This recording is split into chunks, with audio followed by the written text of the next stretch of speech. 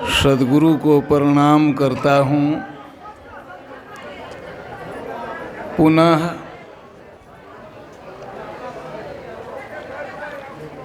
हमारे स्वामी महेश्वर बाबा जो यहाँ की धरती में रचे पचे हैं और जिनका बड़ा योगदान रहता है, मैं उनको भी नमन करता हूँ। मंच पर विराजमान हमारे महात्मा समुदाय सबको मैं बारंबार नमस्कार कर रहा हूँ और आप लोगों को भी मैं प्रणाम निवेदित कर रहा हूँ। अंतिम दिन की ये अंतिम बैठक है और आप लोगों ने बहुत कुछ सुना है। मैं थोड़ा सा सुनाऊंगा इसलिए कि अंतिम दिन में बहुत कुछ कार्यक्रम भी होते हैं, भंडारा का भी आयोजन है, इसलिए मैं संक्षेप में सुनाऊंगा, विशेष नहीं। भगवान कृष्ण ने गीता में कहा, अर्जुन को देखो, अर्जुन 3 तरह के सुख होते हैं और पाठ में सुख की बात हुई थी कि हमें सुख कैसे मिले। थोड़ी सी आवाज़ कम करो, गूंजती है आवाज़। तो हमें सुख कैसे मिले? तो क्या हमारे पास सुख नहीं है? हमारे पास बहुत तरह का सुख है जिसको आप लोग सांसारिक सुख बोलते हैं, शारीरिक सुख बोलते हैं, खाने पीने का सुख, सोने का सुख, परिवार का सुख, देखने का सुख, सुनने का सुख, घूमने का सुख, गाने बजाने का सुख। बहुत तरह से सुख हम लोगों को प्राप्त होता है, बहुत तरह से सुख मिलते हैं हमें। लेकिन इन सुखों से हमको संतुष्टि नहीं होती है। जैसे आप खाते खाते कितना खा गए पता नहीं, बहुत कुछ खा गए, अन्न भात दाल सब्जी खाते खाते मांस भी खाए हैं, आप बहुत कुछ खाए हैं, लेकिन खाने से मन नहीं भरता है। खाने में सुख जरूर मिलता है, सबको मिलता है सुख। और देखिए, खाने में यदि भोजन का स्वाद उतना अच्छा नहीं हो तो फिर खाने वाले नाराज हो ही जाते हैं।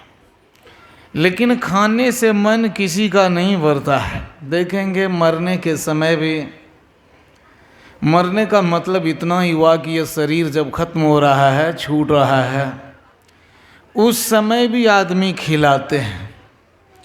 कोई रसगुल्ला, कोई कुछ खिलाते हैं, पिलाया भी करते हैं और बहुतों के दर्शन भी करते हैं। उस समय भी, मरने के वक्त बहुतों के दर्शन होते हैं। तो अब देखिए, बहुतों को देखा है, स्त्री पुरुष लड़के लड़कियों को देखते देखते समय खत्म हो गया है। घर द्वार परिवार सबको देखा है, सुना भी बहुत है, कुछ खाया भी बहुत है, बहुत तरह के कपड़े पहने हैं, बहुत तरह के आपने काम भी किए हैं, लेकिन संतुष्टि नहीं होती है। सवाल ये है, सुख तो हमें मिला ही है, सुख नहीं मिला है सो बात नहीं है, बहुत सुख मिलता है। देखिए, आदमी नाचते हैं, गाते हैं, उछलते कूदते हैं, हंसते हैं, मजाक करते हैं, भगवान कृष्ण के साथ अर्जुन ने भी कहा था, मैंने आपके साथ मजाक किया था, मजाक में आपको मैंने साला भी कह दिया था। तो ये हंसी मजाक भी चल रहा है सब जगह।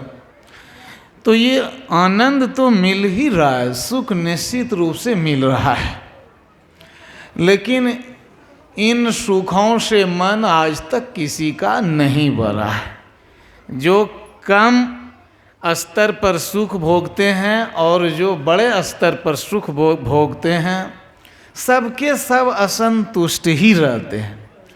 राष्ट्रपति को भी उतनी ही असंतुष्टि है जितनी असंतुष्टि खाकपति को है, चपरासी को है। तो ये सुख हमें है, लेकिन ऐसा सुख नहीं है कि हम संतुष्ट हो जाएं। तो इसलिए ऋषि मुनि लोग आपस में बैठ कर के विचार करते हैं कि भाई सुख, ऐसा सुख जिससे हमें संतुष्टि मिल जाए, कैसे होगा। तो उसी का मैं जवाब आपको दे रहा हूँ। भगवान कृष्ण कहते हैं, सुखम तु इदानीं त्रिविधं श्रीनु में भरतर्षभ अभ्यासाद रमते यत्र दुखांतम च निगच्छति। यदग्रे विषमिव परिणामे मृतोपमं तत्सुखम सात्विकम प्रोक्त मात्म बुद्धि प्रसादजम विषयेन्द्रिय संयोगात यदग्रे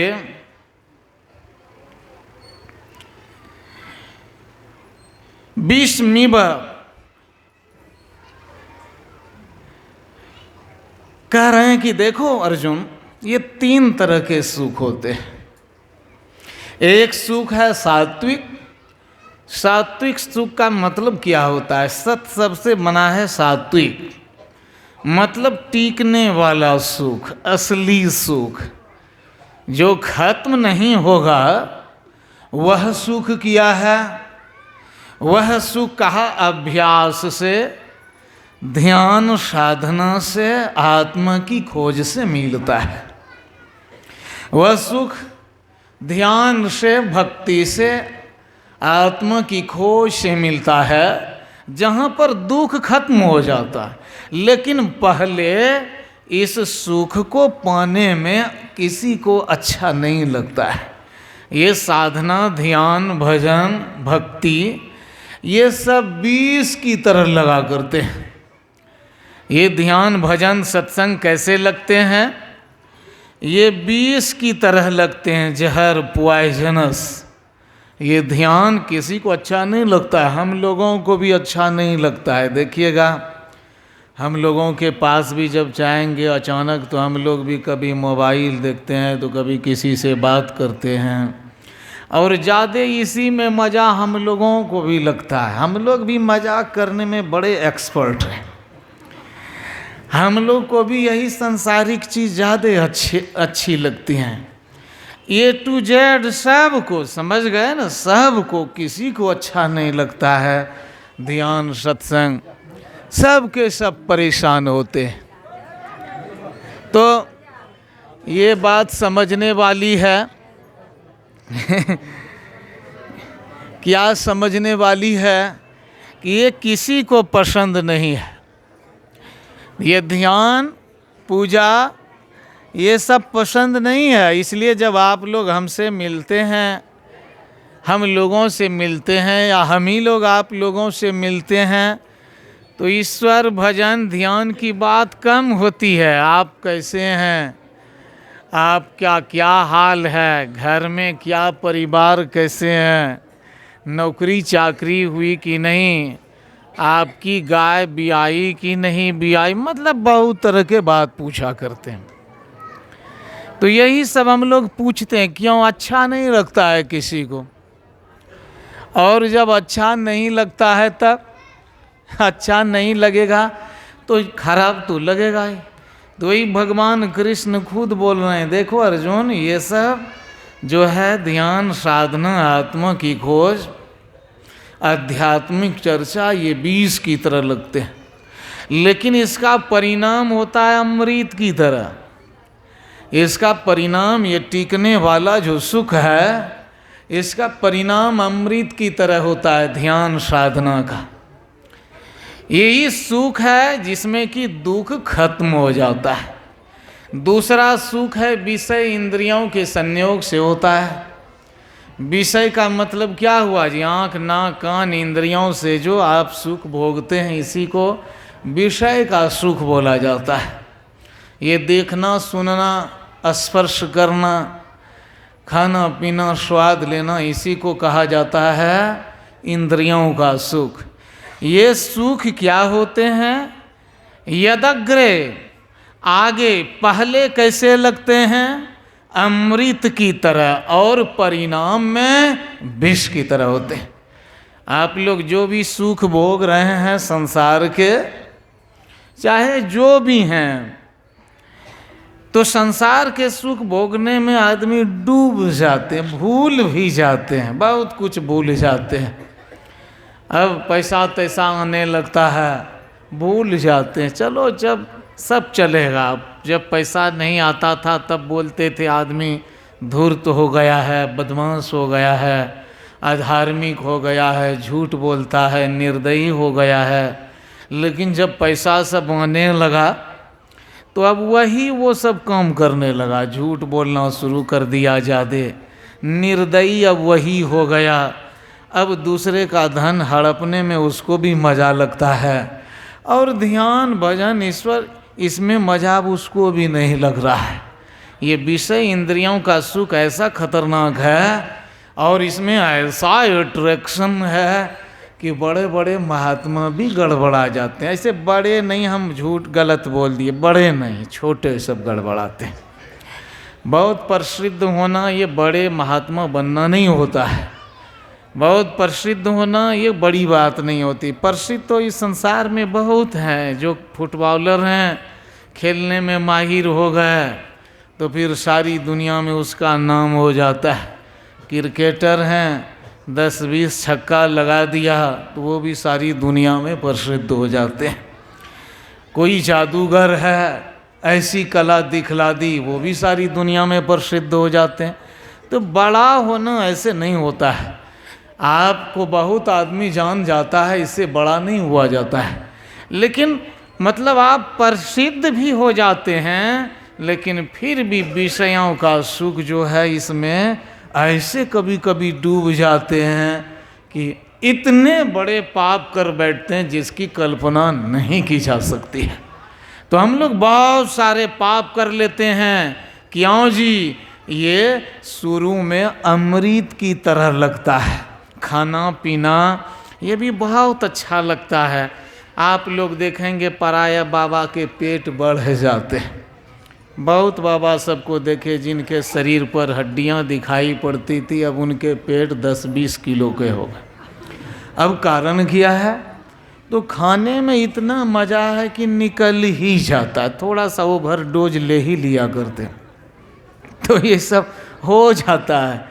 अब क्यों होता है? इसमें इतना मज़ा ही है खाने में कि हम लोग भूल ही जाते हैं। कैसे लगते हैं? भगवान कृष्ण कह रहे हैं, देखो अर्जुन, यह जो सुख है यह अमृत की तरह लगता है, बहुत अच्छा लगता है। बाल बच्चे के साथ जब आदमी रहने लगते हैं तो लगता है यही सब कुछ है। कभी कभी आदमी देखेंगे पत्नी की जब बड़ाई करने लगते हैं, बाप रे बाप मत पूछिए। एक महात्मा थे, प्रवचन में वो अपनी पत्नी की बड़ाई 10-20 मिनट करते ही करते थे। नाम नहीं बोल रहे हैं, चले गए शरीर छोड़कर। आप लोग सुने भी होंगे, तुझे सूरज कहूँ या चंदा, सुने हैं ना जी? अपने बाल बच्चे के बारे में क्या क्या कहते हैं। मतलब इतना मज़ा आ रहा है इन सब में, सीमा पार कर रहे हैं, समझ गए ना? और बड़े बड़े जो कवि हुए हैं इस दुनिया में, बड़े बड़े अंग्रेजी के कवि, हिंदी भाषा के कवि, और यहाँ तक कि संस्कृत भाषा के भी कवि, ये कालिदास जिनको कहते हैं, इनके भी यदि आप ग्रंथ पढ़ेंगे तो लगेगा बाप रे बाप, किन किन चीज़ों की बड़ाई करते। ये सब भी जब नवयुवती अपनी पत्नियों की बड़ाई करते हैं तो ऐसी बड़ाई करते हैं कि लगता है वही सब कुछ हो गया, अब कुछ ज़्यादा नहीं, बस फुल स्टॉप हो जाओ, वही सब कुछ है। तो ये इतना मज़ेदार है, इतना रसदार है, झालदार, कि लगभग सबके सब कभी न कभी उसमें उलझ ही जाते हैं। बहुत मज़ेदार, क्योंकि कैसा लगता है वो, लगता है अमृत की तरह, लेकिन परिणाम इसका विष की तरह होता है साहब, समझ गए? इसका परिणाम विष की तरह होता है। और क्या, फिर कहते हैं यदग्रे चानुबंधे च सुखं मोहनम आत्मनः। अरे अर्जुन, तीसरा सुख होता है तामसी सुख। ये सुख निद्रालस्य, निद्रा और आलस्य, निद्रा आलस्य से ये पैदा होता है। मतलब सोने में, बेहोश रहने में, जैसे मन तैसे जीने में हम भी बड़ा आनंद लेते हैं।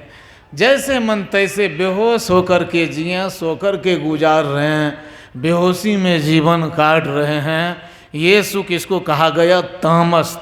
तमस शब्द से बनता है तामस, मतलब अंधकार वाला सुख।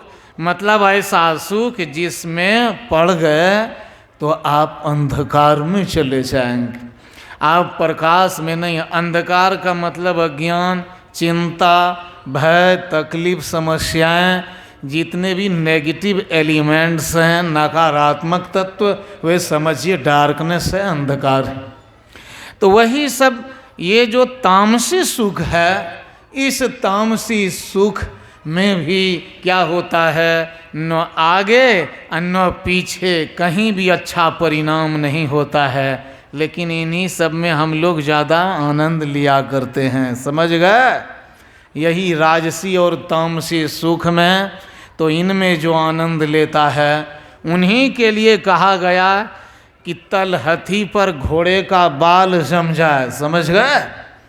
तलहथी पर घोड़े का बाल जम जाए, नाक से कोई सुनने लगे, कान से कोई बोलने लगे, और पैर से कोई लिखने लग जाए, आदि आदि काम, ये सारे उल्टे काम कर ले दुनिया में।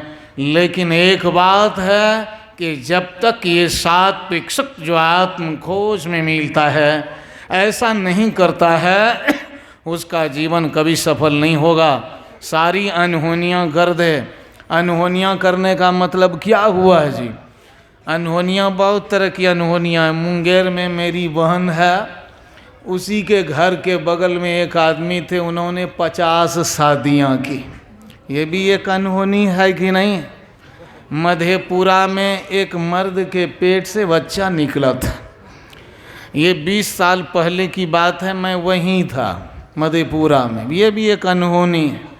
5 अंगुलियां होती हैं आपके, कभी कभी 6 अंगुलियां भी आपके हाथ में हो जाया करती। कभी कभी आदमी के पेट से सांप पैदा होता है, बानर पैदा हो, ये भी अनहोनियां है। बहुत सारी अनहोनियां हैं, अनहोनियों की सीमा नहीं। मतलब आप एक से एक गजब गजब के काम कर दें, ये मान लिया, लेकिन जब तक आप राम की भक्ति नहीं करते हैं तब तक आपके जीवन में संतोषपूर्वक और अनंत सुख नहीं होगा। समझ गए साहब?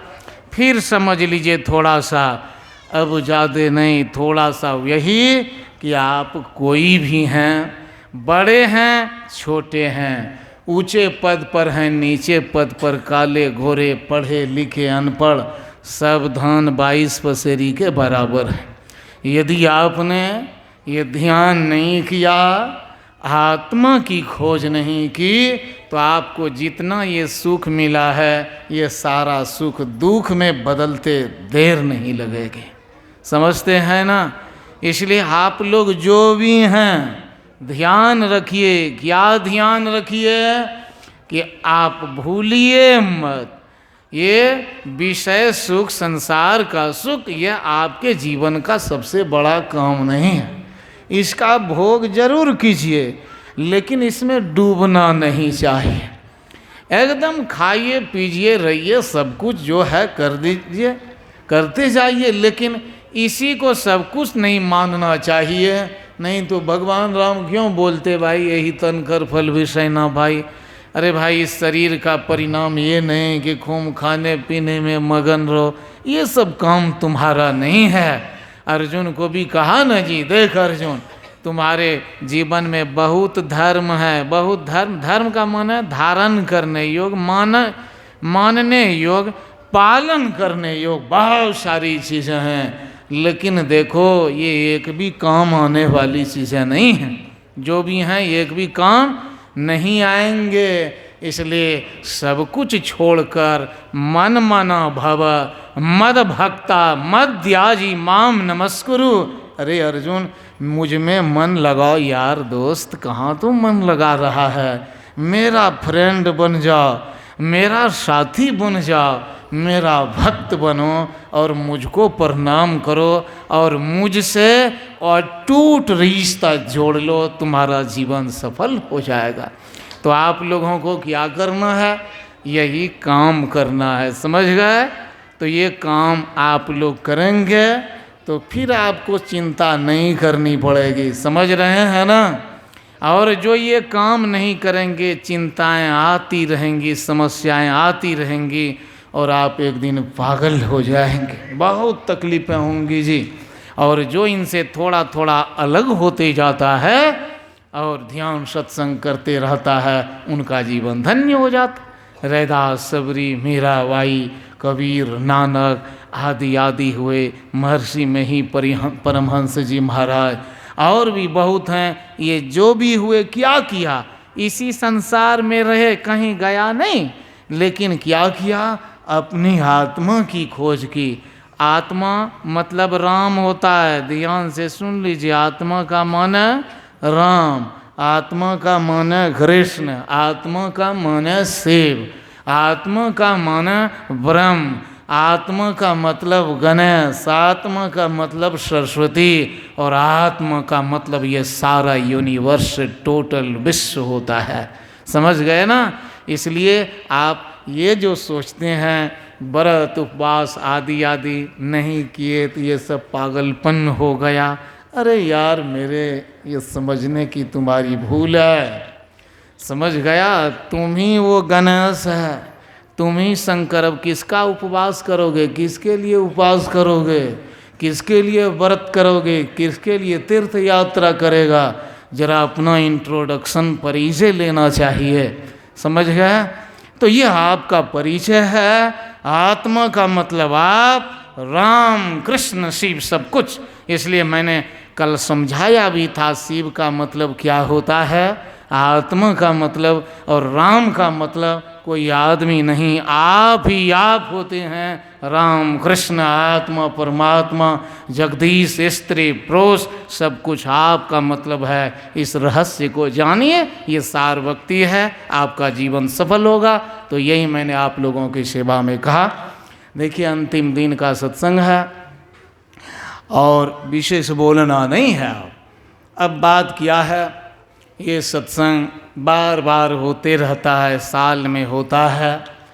तो जो ये सत्संग करवाते हैं, मैं उनको साधारण आदमी नहीं बल्कि धाकड़ सिटीजन कहता हूँ। धाकड़ मतलब धाक वाला, धाकड़ का मतलब कुछ दूसरा नहीं होता है जी। तो धाक वाला है, वो बहुत हिम्मत वाला है, साहसी है और वास्तव में आओ वीरो मर्द बनो वाली बात उन्हीं के लिए। आप लोग औरत भी जो हैं, आप लोग भी मर्द से कम नहीं हैं, ठीक है ना। झांसी की रानी को क्या कहा गया था, मर्दानी, है ना। तो आप लोग सब के सब साहसी हैं, वीर हैं, और वीर ही नहीं महावीर हैं। आप साधारण वीर नहीं हैं। तो जो लोग इस सत्संग को करवाते रहते हैं, चाहे वो जो भी हो, हमारे कमली बाबा, हमारे ये मुखिया जी, और कौन कौन हैं, ऐसा नहीं कि ये दो ही हैं, ये दो अपने आप में बेकार हो जाएंगे, समझ गए। नाम याद नहीं है इसलिए अब क्या करें। तो ये जितने भी हैं, खीराडी रहे या फिर परवल डी, जो भी रहे, कद्दू डी, खीरा आलू डी, जो भी रहे, तो ये जो भी हैं, जहाँ के भी हैं, ये सब की सहायता से होता है। वास्तव में ये लोग महान हैं, और ऐसा यदि करते रह गए तो एक दिन, एकदम मैं कह रहा हूँ, एक दिन क्या बात होगी, आप भी बोलिएगा बादशाह दुनिया के हैं। मोहरे मेरी शतरंज के, दिल लगी की चाल है, सब रंग सुलहो जंग के, रक़्स शादी से मेरी जब कांप उठती है ज़मीं, देख कर मैं खिलखिलाता कहता हूँ वही, गैर दानी गैर बीनी और गुलामी बंदगी को मार गोले दे धड़ाधड़, एक ही एक कूक दे। राम बादशाह कहते थे, अरे इस दुनिया का बादशाह मैं, इस संसार का बादशाह, सबसे बड़ा बादशाह, सबसे बड़ा बादशाह हूँ। और ये बड़ा बादशाह कैसे बना है? अपने आप को जान करके बना है। तो जो अपने आप को जान जाता है, समझिए शाहंशाहे जहान है, वह दुनिया का सबसे बड़ा बादशाह है।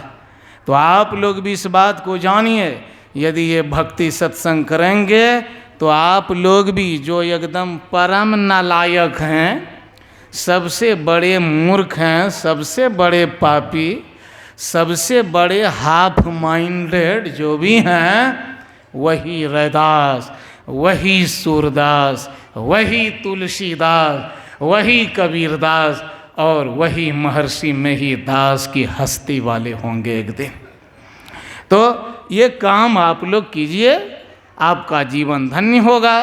तो जिन लोगों ने भाई ये सब किया है, वे लोग धन्य हैं ही। आशीर्वाद देने की कोई ज़रूरत नहीं, और हम आशीर्वाद देते भी नहीं हैं किसी को। कारण है कि हम आशीर्वाद देंगे, काम गलत करेगा तो आशीर्वाद का एक्शन नहीं होता है। तो आप लोग अच्छा काम कीजिए, तो यही सबसे बड़ा आशीर्वाद होगा, समझ गए। देखिए, हम गए थे पूर्णिया जिला, 1 मिनट की बात है।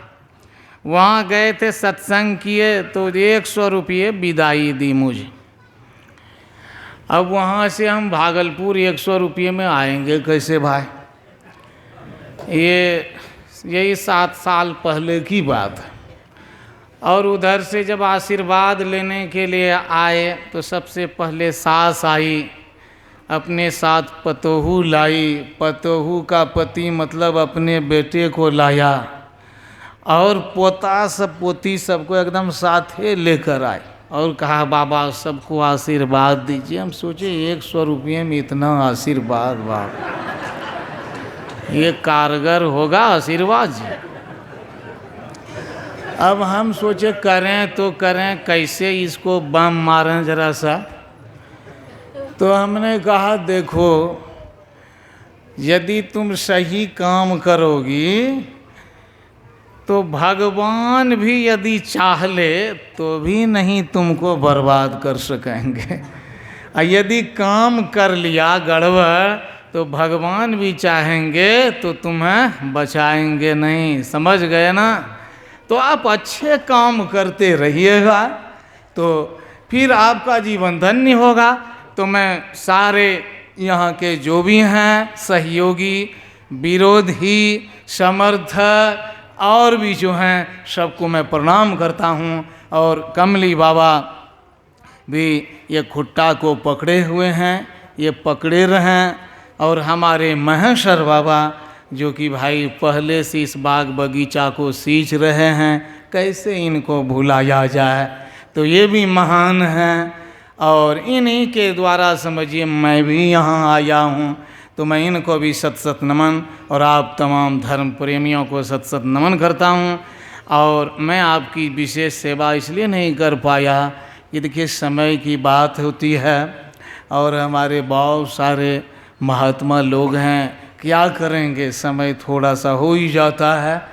तो फिर मौका देखिए कब भगवान की कृपा होती है, जब होगी तो देखा जाएगा। लेकिन मैं सबको प्रणाम करता हूँ, कौन जाने क्या होगा। तो सबको मेरा बारंबार नमस्कार है जी। और अब जिनको कुछ कहना है बोलिए, बोलिए श्री सद्गुरु।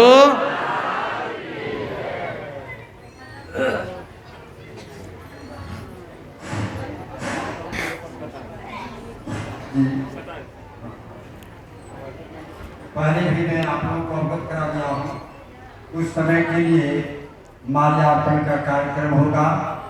मैं